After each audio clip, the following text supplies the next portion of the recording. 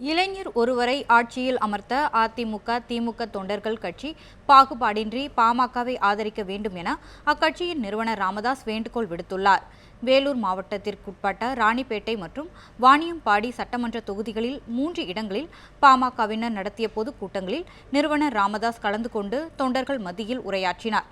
அப்போது பேசிய அவர், தமிழகத்தில் அதிமுக, திமுக ஆகிய இரு கட்சிகளுமே மக்கள் பணத்தை கோடி கோடியாக கொள்ளையடித்துள்ளதாக குற்றம் சாட்டினார். சாராயம் விற்ற பணங்களில்தான் இரு கட்சிகளும் மக்களுக்கு இலவசங்களை அளித்து ஏமாற்றுவதாகவும், பாமக ஆட்சிக்கு வந்தால் இலவச கல்வி, மருத்துவம், வேலை வாய்ப்பை அளிப்பார் என்றும் ராமதாஸ் தெரிவித்தார். 5 முறை சூரியனுக்கு ஓட்டு போட்டிருக்கிறோம். அதிமுகவுக்கு எம்ஜிஆருக்கு 3 தரம், ஜெயலலிதாவுக்கு 3 தரம், 6 தரம் போட்டிருக்கிறோம். வஞ்சனை இல்லாம சூரியன் கட்சிக்கும் இரட்டையில கட்சிக்கும் போட்டிருக்கிறோம்.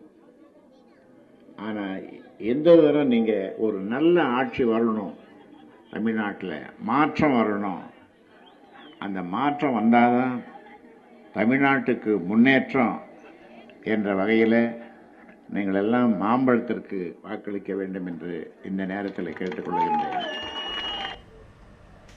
திருச்சியில் நடைபெற்ற விவசாயிகளுடனான கலந்துரையாடல் கூட்டத்தில் பேசிய பாமக முதலமைச்சர் வேட்பாளர் அன்புமணி ராமதாஸ், பாமக ஆட்சிக்கு வந்தால் வேளாண்மைக்கு தனி நிதிநிலை அறிக்கை உள்ளிட்ட 20 திட்டங்களை நிறைவேற்றப்படும் என உறுதியளித்துள்ளார். காவிரி பிரச்சினையில் உரிய நடவடிக்கை எடுக்கப்படும் என உறுதியளித்த அன்புமணி, விவசாயிகளுக்கு எந்த உதவியும் செய்யாத திமுக, அதிமுகவை புறக்கணிக்க வேண்டும் என கேட்டுக்கொண்டார். காவிரி நடுவர்மன்ற தீர்ப்பு 2007 இறுதி தீர்ப்பு வந்தது. அதை கெசட் நோட்டிபிகேஷன் செய்யறது 6 வருஷம். 2013 தான் கெசட் பண்ணேன், வந்தது 2007.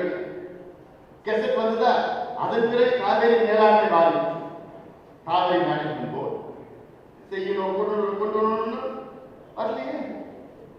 திமுக ஆட்சியில் இருந்தாங்க, அதிமுக அரசாங்கத்தில் இருந்தாங்க, 2 கட்சியும் விட்டுட்டாங்க. இன்னைக்கு காவிரி மேனேஜ்மெண்ட் போர்டு மட்டும் இருந்ததுன்னா யாரும் எந்த பிரச்சனையும் ஒன்று எடுத்து போறது கிடையாது. அந்த போர்டுல எல்லாமே நிர்வாகம் செய்ய போறாங்க. எங்கேயும் டேம் கட்ட முடியாது, எதுவும் பண்ண முடியாது.